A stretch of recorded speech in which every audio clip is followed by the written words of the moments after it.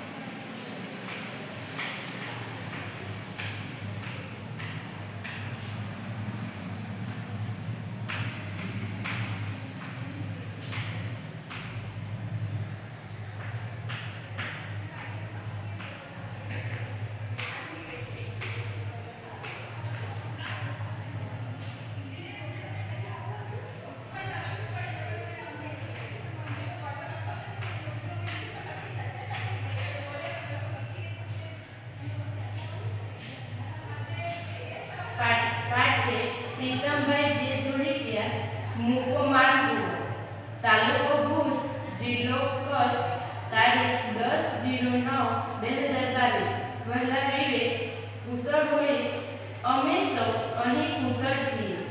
જો કે તારી ગેરહાજરી સતત ચાલે છે, પરંતુ તું તારા ઉજ્જવળ ભવિષ્ય માટે વડોદરા અભ્યાસ કર્યો ગયો છે એમ વિચારીને છીએ તો મન ફરી પ્રફુલ્લિત થાય છે.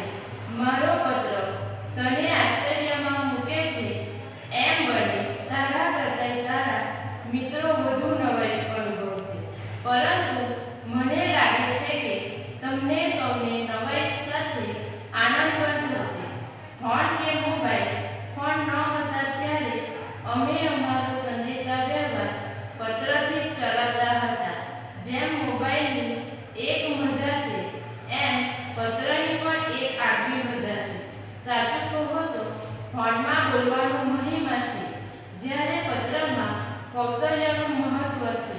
અરે બેટા, તને થશે કે દાદા તો રિટાયર થયા તોય ભણવાનું છોડતા નથી. ખરેખર હવે મૂળ વાત પર આવો. ક્યારનો તને પત્ર લખવા અંગે વિચારતો હતો. આજે અનુકૂળ મળ્યું. તે ફોનથી પપ્પાને પૂછ્યું હતું કે પ્રવાસમાં જાઉં કે કેમ બેટા. મને લાગે છે કે તે પપ્પાને પૂછ્યું એ તો સારી વાત છે, એમની મંજૂરી તો લેવાની જ હોય છે. અને વડીલો કે આપે પણ ખરા પ્રવાસ અને પર્યટન આપણા જીવન ઘડતરમાં ઘણા જ મહત્વના છે. ખરું તો એ છે કે પર્યટન અને પ્રવાસ થકી માણસ ઉદાર દિલનો બને છે અને જીવનના રોકડા અનુભવો મળે છે.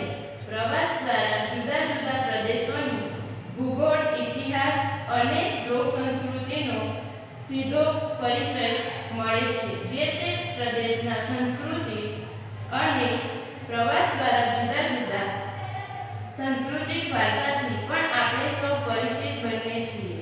આપણા દેશમાં તો આ પરંપરા યુગ જૂની છે અને ઋષિમુનિઓથી લઈને ગૃહસ્થો પર દેશાટન અને તીર્થાટન માટે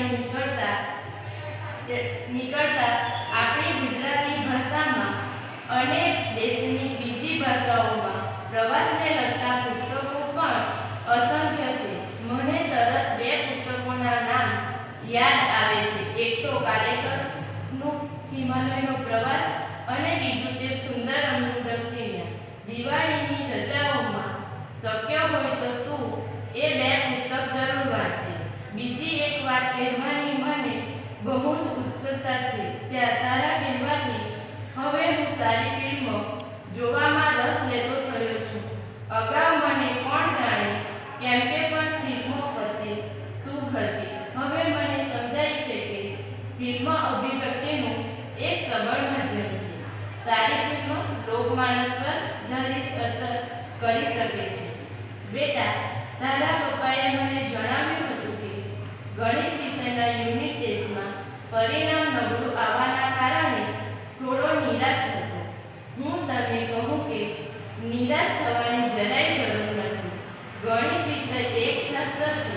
એમાં વધારે સ્વાધ્યાય અને અભ્યાસની જરૂર છે. તું મિત્રોની મદદથી ગણિત વિષયની સંકલ્પનાઓ અવગત થશે. જરૂર સારું પરિણામ મળશે. મેં અનેક સફળ લોકોમાં જીવન ચરિત્રો વાંચ્યા છે.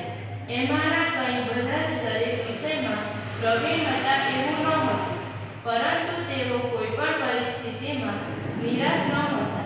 વિશ્વવિખ્યાત વિજ્ઞાની આલ્બર્ટ આઇન્સ્ટાઈનના શિક્ષણ સંદર્ભ બાળપણમાં એમના શિક્ષક ઘણા જ નિરાશ હતા, પરંતુ આઇન્સ્ટાઈનનો ચમત્કાર કરી દેખાડ્યો. તું પણ એ કરી શકે. જરાય પણ નિરાશ ન થયા વિના ગણિત માટે થોડો વધારે સમય ફાળવજો. તારે માટે ગણિતના કોયડા અને ઉખાણાને લગતા 2 પુસ્તકો મોકલી આપું છું.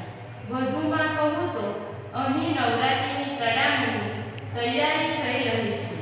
રવિવાર